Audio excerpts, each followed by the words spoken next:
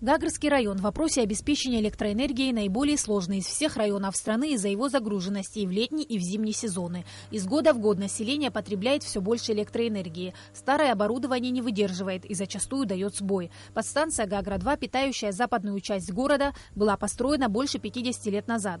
Необходимость ее ремонта назрела давно. С мая месяца здесь шли работы по улучшению состояния распределительной подстанции. Сейчас завершена реконструкция основного силового оборудования первой секции в 110 киловольт. То есть установлено новейшее оборудование или газовые выключатели 110 киловольт, трансформаторы напряжения, трансформаторы тока, разъединители новые. И все налажено на щите управления, новые панели установлены с микропроцессорными защитами. То есть установлено все новейшее оборудование и завершается наладка. Полностью обновлен щит главного управления. Установленное современное оборудование фиксирует малейшие изменения в сети и указывает на причину, тем самым упрощая работу энергетиков. Система управления полностью автоматизирована. Удобно то, что это современные микропроцессоры, все можно настроить. Вот ноутбук подключился и все настраиваешь от установки. Раньше стояли электромеханические реле, которые очень тяжело было их подстраивать, а здесь таких проблем нет.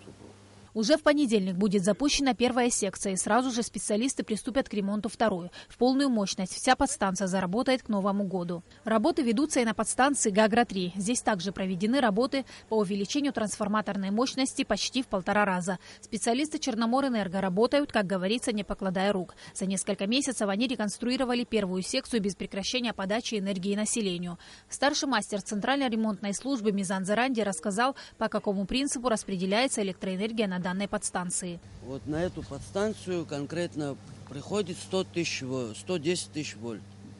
Она со 110 население уже, выходя с этой подстанции, к населению идет 6 тысяч вольт.